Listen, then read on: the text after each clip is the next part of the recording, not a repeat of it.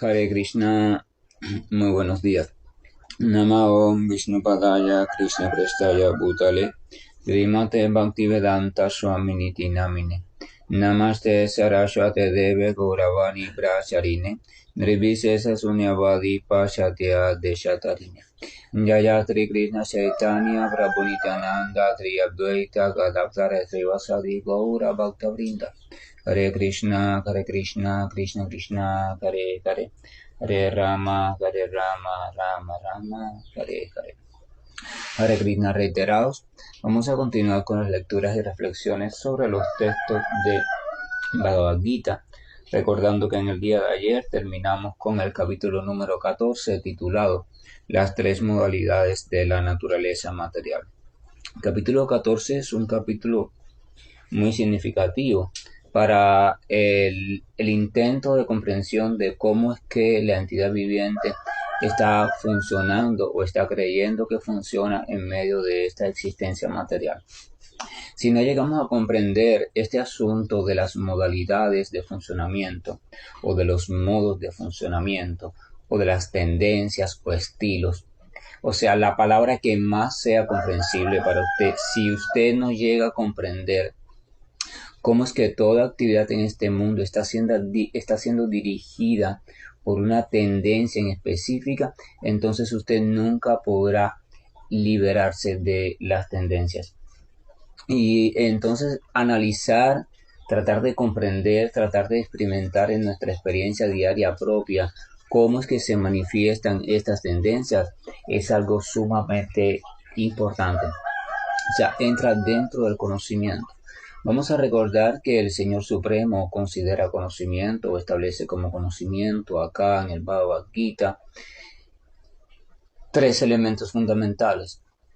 El conocimiento de la energía material, o sea, la naturaleza material. Esto implica el conocimiento de cómo está conformada, cómo es que se reestructura, sus cualidades principales.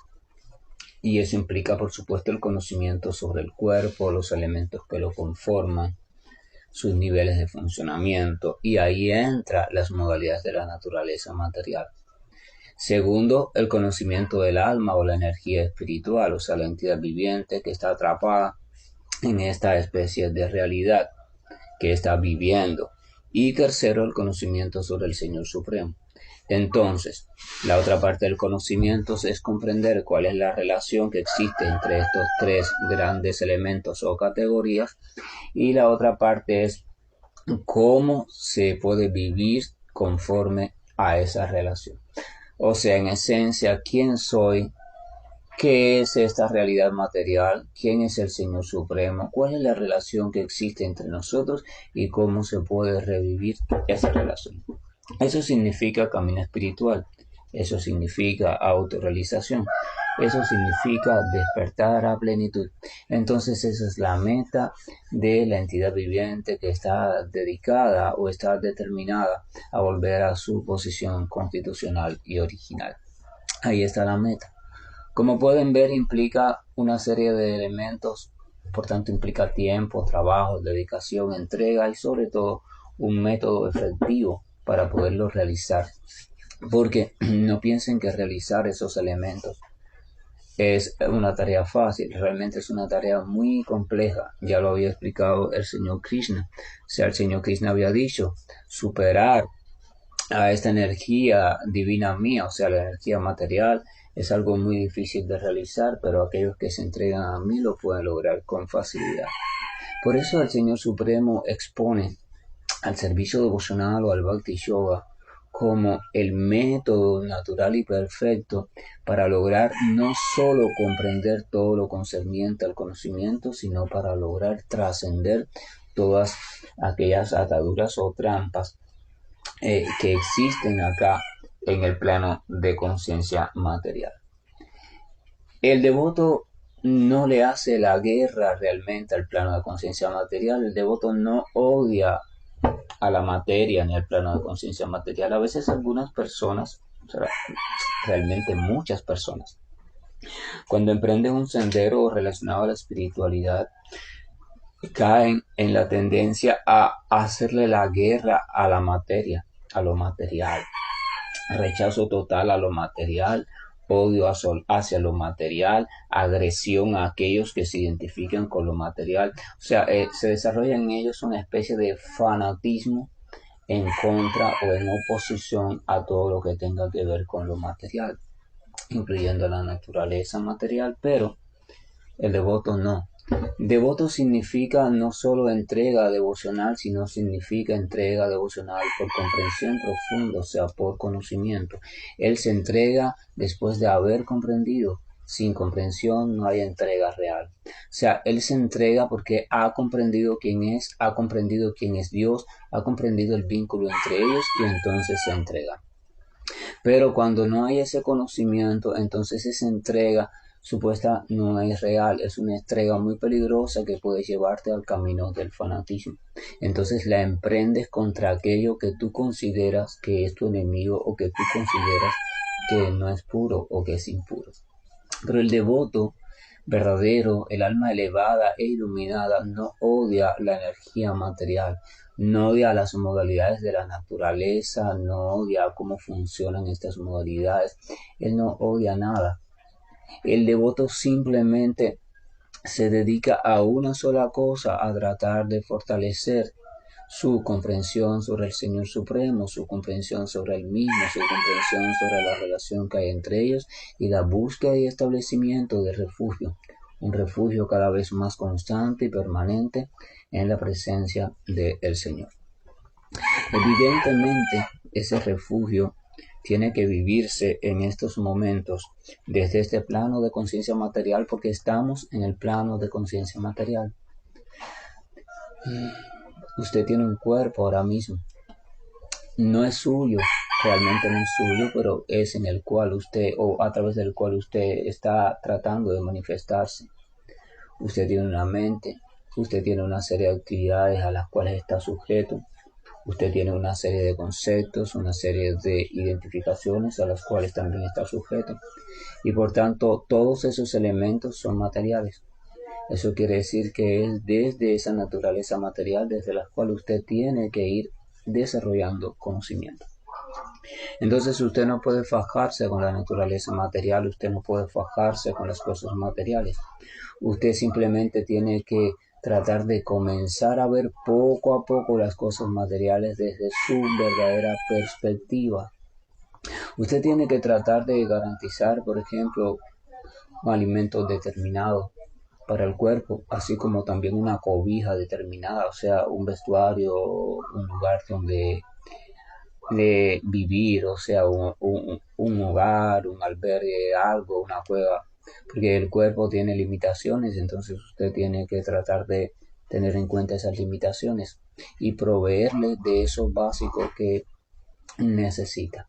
Si nosotros hacemos un análisis, por ejemplo, del estudio de los ashram, de la literatura védica o de las divisiones también, de las diferentes divisiones de que la literatura védica plantea para la sociedad, vamos a encontrar que los 4 tipos de trabajos o 4 tipos de categorías o actividades todas están destinadas a cómo mantener el cuerpo, o sea, proveerlo de alimento, de vestuario, de cobija, mediante tu propia naturaleza.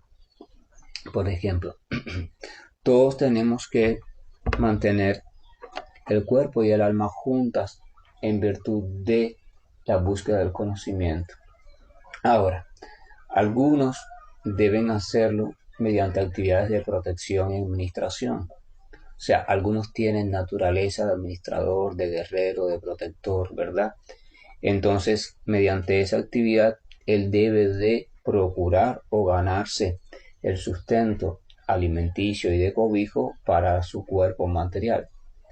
Pero otros tienen tendencia, por ejemplo, a la negociación, tienen tendencia a la producción, tienen tendencia a la economía, a las finanzas, a la banca, al movimiento de diferentes bienes y servicios.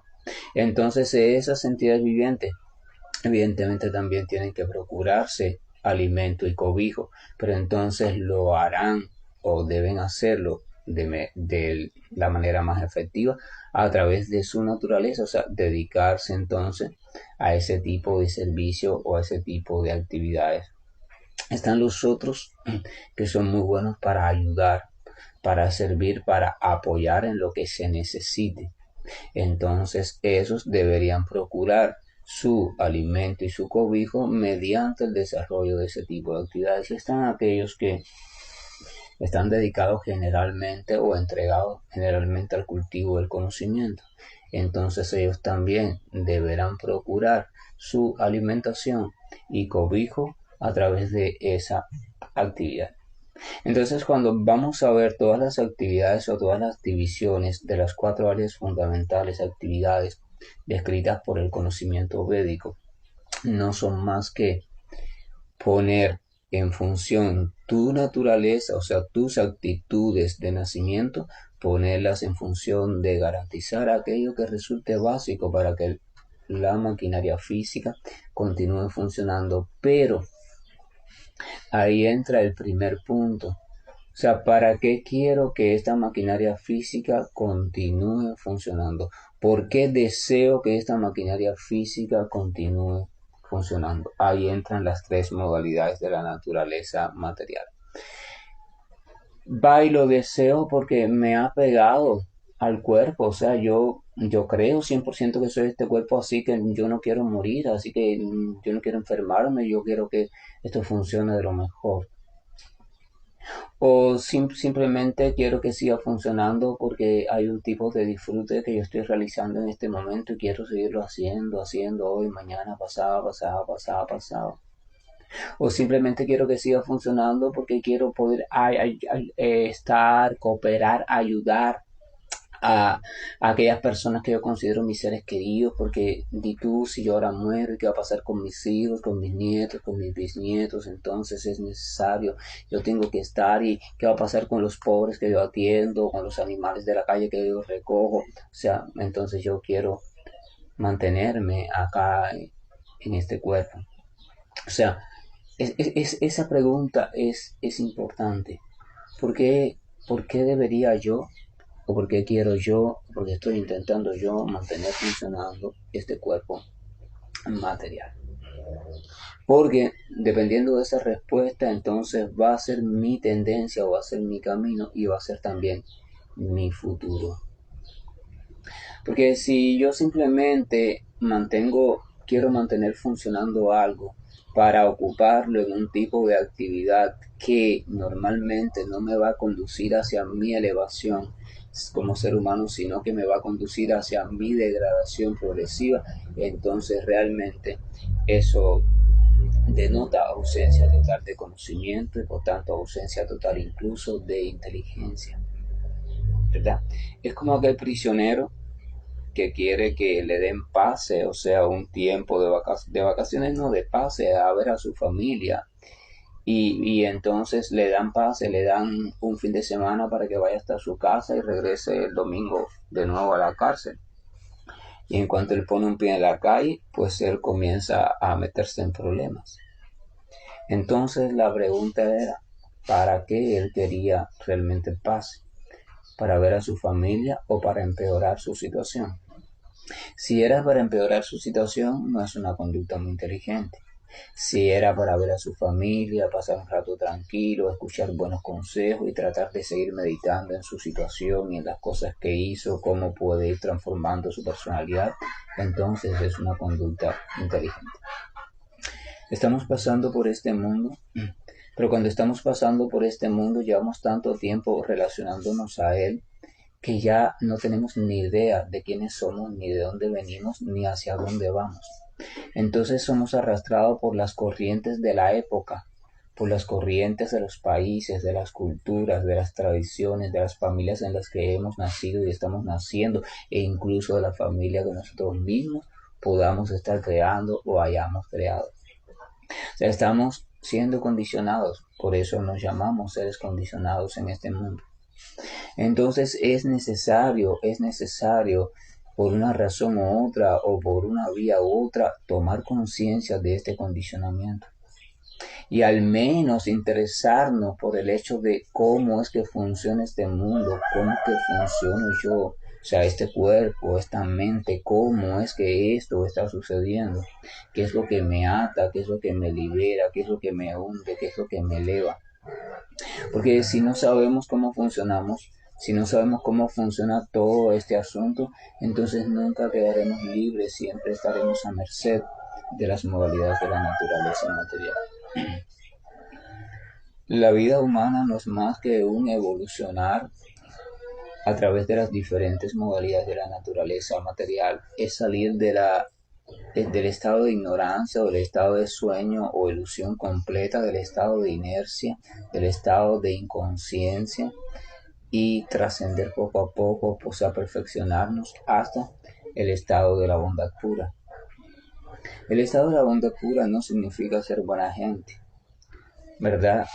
A veces uno escucha bondad, que es la traducción que se hace más cercana a la palabra sánscrita, pero es mucho más que eso y porque uno tiene su propio concepto de bondad. Bondad pura, el estado de bondad pura no significa que es buena gente y entonces simplemente como es buena gente, a esa buena gente todo el mundo hace con ella lo que quiera, etcétera, etcétera, etcétera. El estado de bondad pura se refiere hacia dónde está situada su atención, que es lo más importante para esa entidad viviente hoy en su vida. ¿Está situada su atención en los instintos? ¿Está situada su atención en solamente el placer personal? ¿Está situada su atención en la felicidad de otros?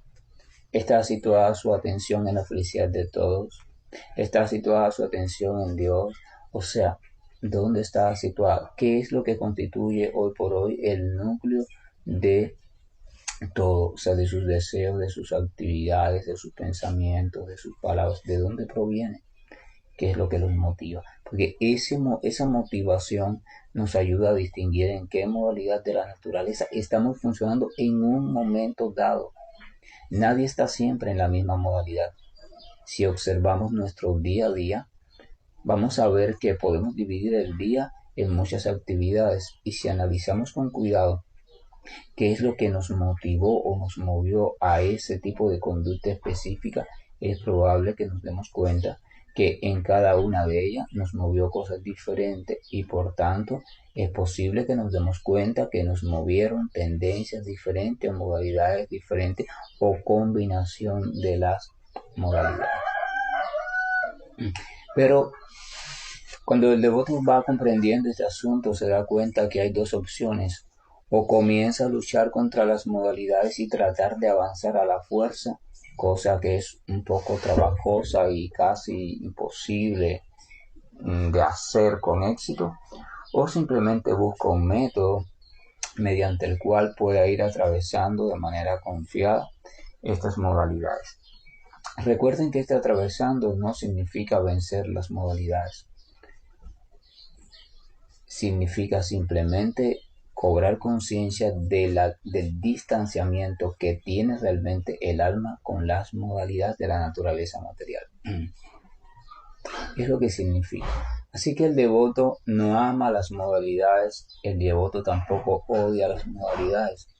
El devoto no ama ni odia nada. Este ama me refiero a ama de desear, o sea, de que algo suceda, de apegarse a algo. Él no prefiere ni esto ni prefiere aquello. Él simplemente prefiere mantenerse lo más posible en un estado consciente de Dios. Pero estoy hablando también del devoto puro. No debemos sentirnos mal por el hecho de que no estemos en ese nivel, pero tampoco nos debemos de sentir conformes de permanecer fuera de ese nivel. O sea, aquel que está transitando hacia ese estado no se siente mal por no haber llegado, pero desea estar en constante evolución. Entonces va lidiando con sus imperfecciones, pero al mismo tiempo va deseando ir solucionando esas imperfecciones, porque esas supuestas imperfecciones lo están alejando de su meta, lo están alejando de su estado original y sobre todo lo están alejando de poder tener una relación consciente, directa y viva con el Señor Supremo. Entonces, este capítulo 14 es un capítulo donde el Señor Supremo más o menos da así información sobre esas tres modalidades Y sobre el modo de trascenderla, vamos a recordar que el modo era el servicio devocional. El modo de trascender las modalidades de la naturaleza material es la entrega progresiva y consciente al Señor Supremo. Pero una entrega progresiva y consciente siempre tiene que estar guiada por el conocimiento progresivo y consciente. ¿Cómo podría usted entregarse hacia algo que usted no conoce?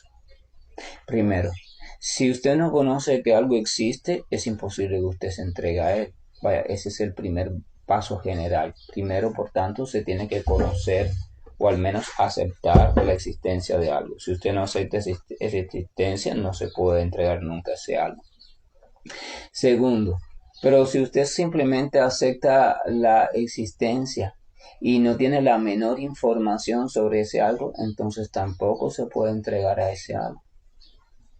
Pero en la medida que usted va obteniendo información de ese algo, entonces esa información le va despertando en usted el deseo de obtener más información, porque cada información que usted obtiene de ese algo le va proporcionando una especie de placer espiritual en usted. Cada información que usted obtiene sobre Dios desde la posición de la fe y desde la posición de una relación sana, o sea, en compañías de devotos que están en relación también transparente con Dios, indudablemente deja en nosotros una experiencia diferente a todas las experiencias que podamos vivir en este mundo material, y nos da un deseo de conocer un poco más y de avanzar un poco más.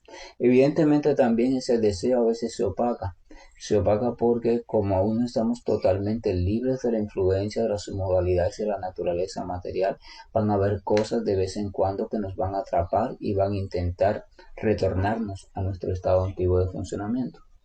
Pero eso es natural.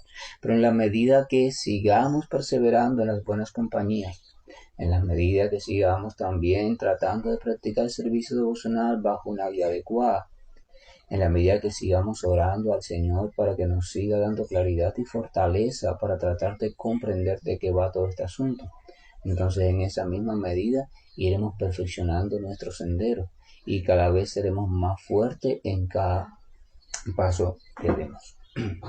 Entonces vamos a comenzar con el capítulo número 15. Este capítulo número 15 lleva por nombre el yoga de la persona suprema y comienza de la siguiente manera. La suprema personalidad de Dios dijo: se dice que hay un árbol baniano imperecedero que tiene sus raíces hacia arriba y sus ramas hacia abajo y cuyas hojas son los himnos védicos.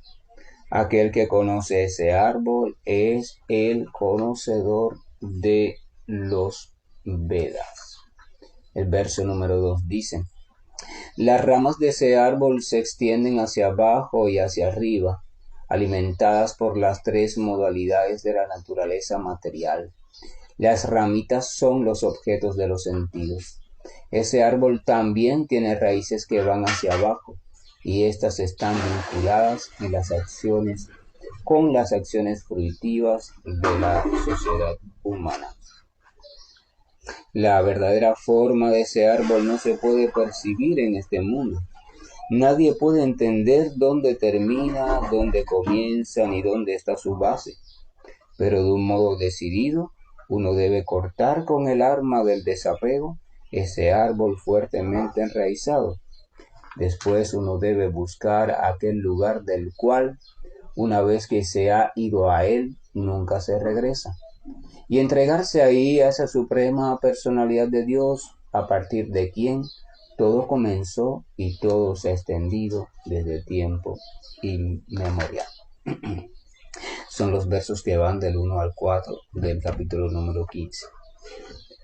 Después que el señor Krishna en el capítulo 14 ha hablado de las tres modalidades de la naturaleza de un modo general y de cómo trascender esas modalidades, entonces el señor Krishna va a hablar de la naturaleza material en sí. O sea, ya no solo de sus modalidades, sino de la naturaleza material, y la compara con un árbol baniano. Árbol baniano es un árbol muy común en las regiones de India y es un árbol que a veces podemos encontrar, por ejemplo, Hay algunos parques, incluso en Cuba, que tienen árboles parecidos y cerca de las costas también. Recuerdo que hay un parque por ahí en Cuba, en Quinta Avenida, o sea, Playa Miramar, Quinta Avenida, por la zona de Quinta y, creo, Quinta y 32. Por ahí hay un templo, una iglesia de Santa Rita de Casia, y al lado hay un parque que tiene unos árboles que de las ramas más bajas de los árboles bajan así como unas cosas que parecen raíces. Eso es parecido a un árbol baniano. Pero bueno, el árbol baniano es un árbol muy inmenso, así que imagínense un árbol inmenso y frondoso a aquellos que no conocen lo que es un árbol baniano, dice el Señor. Se dice que hay un árbol baniano imperecedero, ojo, imperecedero, o sea, es eterno, nunca, o sea, el Señor está hablando de algo que siempre está presente, que nunca perece, que nunca termina. Un árbol baniano y que es frondoso, o sea que tiene muchas ramificaciones, tiene mucho follaje, tiene mucho colorido, por tanto tiene mucho entretenimiento, tiene muchas partes, ¿verdad? Esa información es importante que la vayamos comprendiendo en nuestra mente y que no lo olvidemos. Y además de eso es imperecedero. Que tiene sus raíces hacia arriba y sus ramas hacia abajo. Vamos a, por ejemplo, vamos a situarnos frente a un espejo. Cuando usted se sitúe frente a un espejo, obsérvese frente al espejo y levante su mano derecha. Y cuando usted levante su mano derecha frente al espejo, fíjese con cuidado cuál es la mano que la figura que hay en el espejo está levantando. Usted se va a dar cuenta que esa figura está levantando la mano izquierda. Usted está levantando su mano derecha, pero esa figura está levantando la mano contraria. O sea, la imagen que usted está viendo en el espejo no es usted realmente. Es una imagen completamente invertida de usted. Eso es un fenómeno óptico. O sea, es invertida. Esa imagen va a ser en todo lo contrario, lo opuesto a usted. Entonces, el siguiente experimento. Cuando estés cerca de un charco de agua, cerca de un lago, cerca de un río, cerca de una piscina, que esté todo tranquilo, el agua tranquila, observe. Igual puede poner un espejo en el piso, en el suelo, observe. Y vamos a suponer o incluso a colocar una vasija con una planta al lado de ese espejo. O si es un río o un lago, vamos a buscar un lugar en la orilla de ese lago donde haya un árbol y vamos a observar el árbol y vamos a observar el reflejo de ese árbol en el lago. ¿Qué va a pasar? En el reflejo de ese árbol en el lago, las raíces del árbol van a estar hacia arriba, o sea, hacia nosotros. Y el follaje o las ramas van a estar hacia abajo, o sea, hacia el fondo del lago. En el reflejo, el árbol que hay a la orilla se ve, pero se ve al revés, o sea, se ve invertido. Es el mismo caso del espejo. Esto significa que Krishna está hablando entonces acá de algo que constituye evidentemente un reflejo. O sea, un árbol baniano, muy frondoso, muy grande, eterno, imperecedero, con muchas ramitas, frutos, etcétera, etcétera, etcétera, pero que está al revés, o sea, que está invertido. Por tanto, este árbol es un reflejo. Ahora, lo que hacía falta averiguar es un reflejo de qué y a qué se está refiriendo Krishna con este árbol. Continuamos leyendo. Dice, sus raíces hacia arriba y sus ramas hacia abajo, y cuyas hojas son los himnos védicos. Los himnos védicos, la literatura védica, los textos védicos, los textos de conocimiento védico. Si vamos a los himnos védicos y a la literatura védica y la estudiamos con cuidado, vamos a ver que la literatura védica no es más que un compendio de toda la información relacionada al mundo material. La literatura védica nos muestra toda la información relacionada al mundo material y el resultado de las cuatro áreas, o sea, la religiosidad, el avance económico, la complacencia de los sentidos y la liberación. En esas 4 áreas usted puede dividir la literatura védica. Entonces quiere decir que me está diciendo que las hojitas de este árbol que está invertido son los himnos védicos. Quiere decir que este árbol, el follaje de este árbol está conformado por el conocimiento de la naturaleza material en sus diferentes categorías. Los himnos védicos, es importante esto, el conocimiento védico no es conocimiento propiamente espiritual, es conocimiento material. Conocimiento védico lo que nos trata de revelar es cómo desde lo material podemos ir deduciendo e ir comprendiendo lo espiritual. El conocimiento védico es cómo hacernos ver a través de ejemplos materiales el asunto que no podemos ver, o sea, el asunto espiritual. Por tanto, el conocimiento védico pertenece al mundo material. En el mundo espiritual no hay conocimiento védico porque no se necesita. En el mundo espiritual, la entidad viviente completamente consciente de Dios o despierta al conocimiento perfecto no necesita conocimiento védico, no necesita los Vedas, no necesita ninguna de la información que hay en los Vedas porque ella está viviendo la experiencia espiritual directamente, o sea, de manera consciente y perfecta, así que ya no necesita que se le expliquen ni que le den ninguna analogía para intentar comprenderla. Así que el conocimiento védico pertenece únicamente a los planos de conciencia material. Por eso es que el conocimiento védico es hablado por Brahma, el creador, pero Brahma lo escuchó del Señor Supremo. Pero porque el Señor Supremo habla el conocimiento védico, porque Brahma en la posición en que estaba no era completamente consciente del mundo espiritual, o sea, no podía hacerlo. De hecho, Brahma, ya aún Brahma está condicionado por la naturaleza material en menor escala, pero aún así está condicionado por la modalidad de la pasión, de hecho, porque Brahma tenía en sí el deseo de ser creador. La creación o el deseo de crear pertenece a la modalidad de la pasión. Por eso, por ejemplo, las personas muy creativas en ese momento están funcionando bajo la modalidad de la pasión. Si esa modalidad no está activa, no puede haber creación.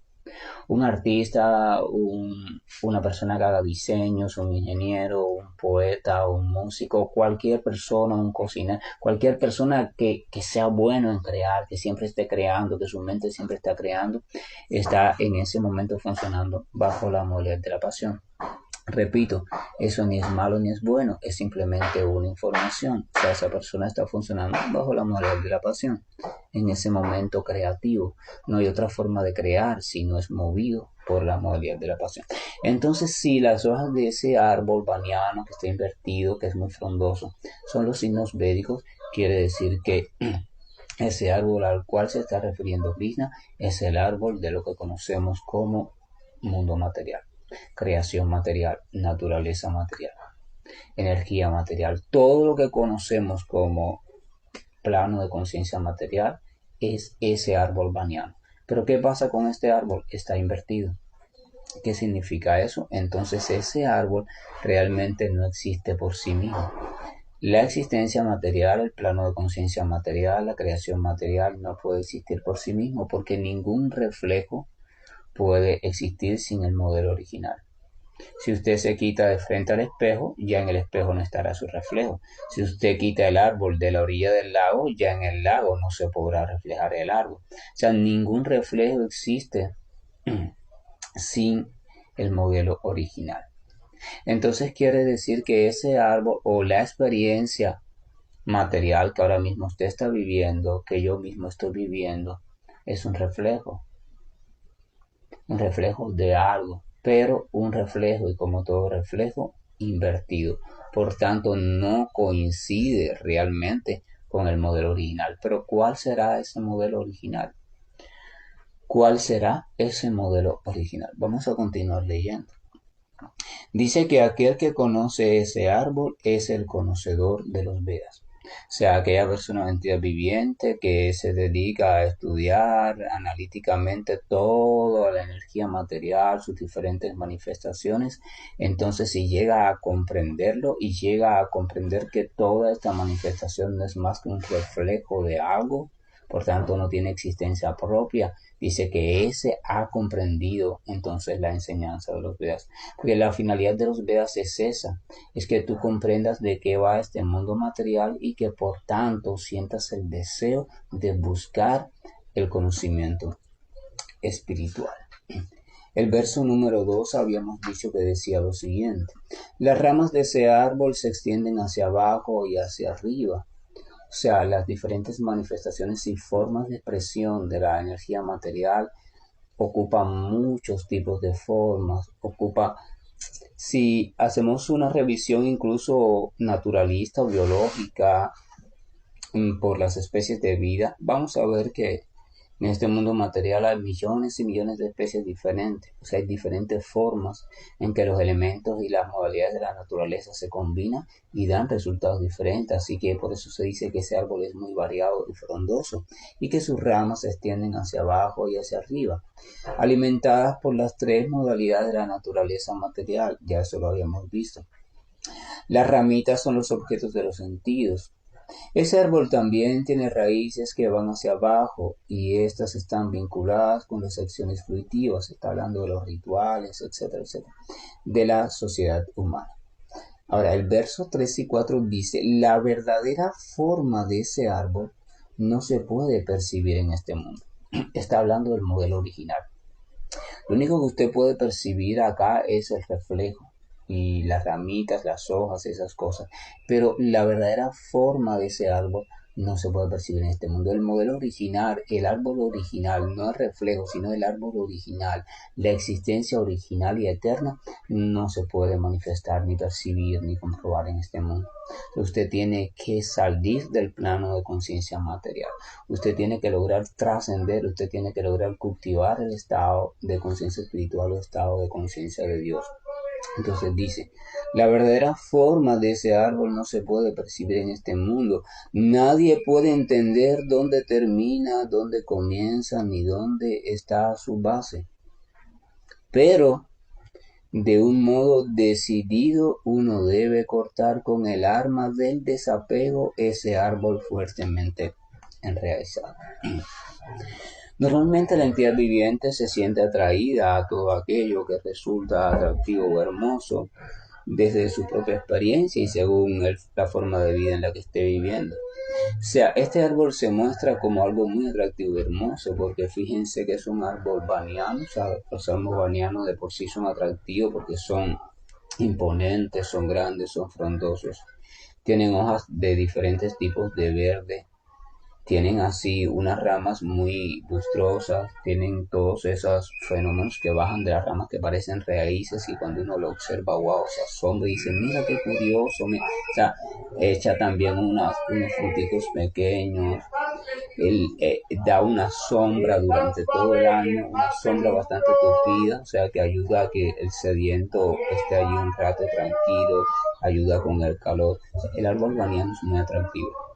La naturaleza material tiene infinitas manifestaciones y por tanto todas esas manifestaciones hacen que la naturaleza material o el plano de conciencia material pueda resultar muy atractivo para la entidad viviente. O sea, la entidad viviente está muy entretenida entre las ramas de ese árbol. A veces entretenida disfrutando de un fruto, disfrutando de su sombra, de su brisa, del descanso que le da, pero a veces entretenida porque está enredada entre tanta rama, tanta hoja, a veces entre tantas raíces. O sea, ya sea en el placer o en el sufrimiento, la entidad viviente de una forma u otra está allí, está perdida en medio de un árbol tan frondoso. A veces se compara, por ejemplo, la literatura védica con un bosque muy frondoso y la entidad viviente se pierde en medio de un bosque tan frondoso o se entretiene con las flores, con los animalitos, con los riachuelos, con las cascadas, etcétera, etcétera, etcétera. Y cuando viene a ver se le va yendo el tiempo. Entonces es lo mismo. La energía material Vamos a recordar que la energía material tiene un solo papel. La energía material tiene el papel de satisfacer al Señor Supremo. Y el Señor Supremo se encuentra dentro del corazón de cada entidad viviente. Así que la energía material, para satisfacer al Señor Supremo, trata de satisfacer los deseos de cada entidad viviente. Quiere decir que la manifestación material siempre va a estar produciendo de una forma u otra expresiones de los deseos y los temores de cada entidad viviente. Entonces eso quiere decir que constantemente se está creando una realidad que le está resultando atractiva o terrorífica a las entidades vivientes. Así que siempre ese bosque, ese árbol de la naturaleza material, ese árbol del mundo material, del plano de existencia material es interminable. Él siempre se está modificando. Y la entidad viviente siempre va a encontrar a su paso algo que le atrae o algo que le causa rechazo o aversión. Si intenta escapar por esa vía nunca termina, porque sus propios deseos, su propia mente es quien está construyendo su próxima ramita del árbol, en la cual mañana o se enredará o se quedará allí disfrutando, entreteniéndose un rato. O sea, es muy atractivo. El tipo de funcionamiento de este árbol es muy seductor.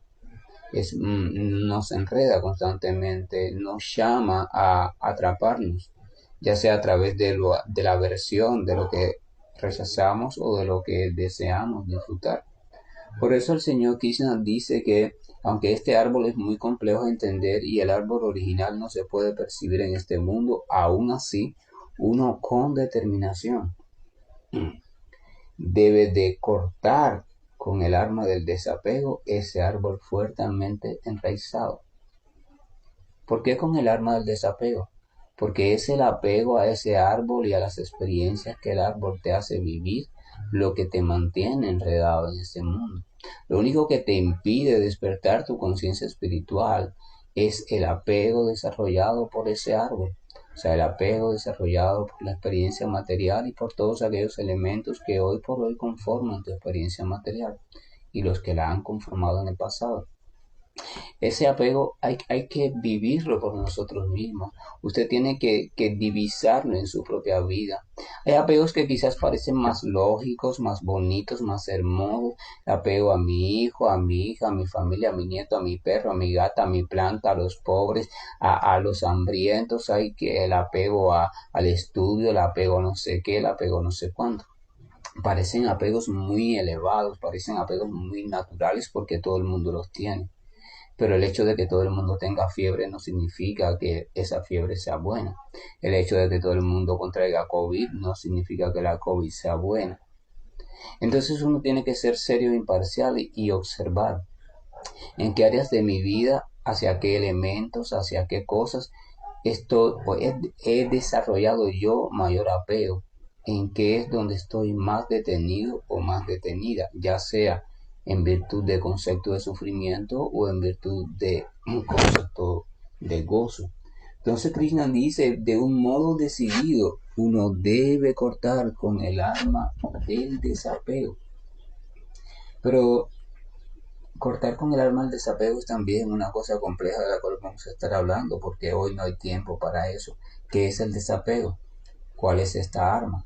¿Cómo se maneja? ¿Cuáles son las diferentes formas de utilizarla? ¿Y cuál es el modo engañoso de creer que estamos en desapego?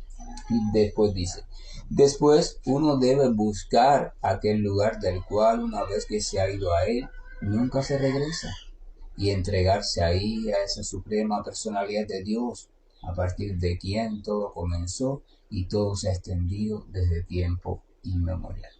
Aquí Krishna está diciendo, después de cortes con el arma del desapego, esa relación o esa atracción o esa seducción que el árbol tiene sobre ti, entonces debes de buscar aquel lugar del cual una vez se llega nunca se regresa. Vamos a recordar que ese es el estado de conciencia de Krishna. Krishna dice en capítulos anteriores, aquel que llega a mi morada suprema, entonces nunca más retorna al mundo material, o sea, al plano de conciencia material. Entonces dice que una vez que se ha ido a él o a ese lugar nunca se regresa. Y entonces cuando estés allí, entregarte, o sea, en ese plano, entregarte a esa suprema personalidad de Dios a partir de quien todo comenzó y todo se ha extendido desde tiempo inmemorial. Descubrir el árbol es el primer paso, ver lo complejo que es este árbol, lo atractivo que es este árbol, lo seductor, pero también ver que es una imagen invertida, o sea que no es el estado de conciencia original del ente viviente. Segundo, descubrir que en este árbol estamos completamente seducidos por el apego o por la aversión. Tercero, determinarnos a querer zafarnos de la esclavitud de este árbol. Cuarto, comenzar a cortar eso con el arma del desapego y aprender cómo se hace. Quinto, desear entonces establecernos en un plano de conciencia del cual ya no se retorna, o sea, plano de conciencia espiritual. Sexto, entregarnos en ese plano de conciencia, entregarse al Señor Supremo por, por completo. Disculpe. Y dice que el Señor Supremo es aquel a partir de quien todo comenzó y todo se ha extendido desde tiempo inmemorial. Ahí está la respuesta del árbol original. ¿Dónde empieza ese árbol? ¿Dónde comienza todo? ¿Dónde? El Señor Supremo. El Señor Supremo como fuente de todo. El Señor Supremo como fuente incluso del mundo material, del mundo espiritual, de cualquier cosa.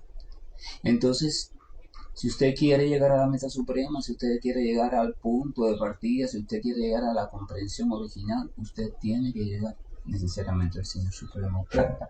Al Señor Supremo no se llega sino por el amor y la entrega sincera, y este amor y entrega sincera se va cultivando de manera progresiva, no puede alcanzarse una vez, y esa manera progresiva o ese método empleado se llama servicio devocional. El tiempo se hace largo, así que mañana continuamos con este interesante tema. Que la gracia y el amor de Dios nos acompañen. Que la paz esté en nuestra mente, porque tenemos que revisar muchas cosas de nuestra vida y tratar de comprender otras nuevas, pero comprenderlas desde la perspectiva espiritual y no intentar comprenderlas desde nuestra perspectiva material. Esa es la clave, porque si intentamos comprender este asunto desde el punto de vista de nuestro conocimiento material, evidentemente vamos a seguir confundidos por siempre. Hare Krishna, buen día, y estoy finalizando la llamada. Hare Krishna, muy buenos días. Namo Vishnu Padaya Krishna Prestaya Bhutale Srimate Bhaktivedanta Swaminiti Namine Namaste Saraswate Deve Gauravani Prasharine Nirvisesa Sunyabadi Pashatya Deshatarine Jaya Sri Krishna Chaitanya Prabhu Nityananda Sri Advaita Gadadhara Srivasadi Gaura Bhaktavrinda Hare Krishna, Krishna Krishna, Hare Hare, Hare Rama, Rama Rama, Hare Hare. Hare Krishna reiterados, vamos a continuar con las lecturas y reflexiones sobre los textos contenidos en el Bhagavad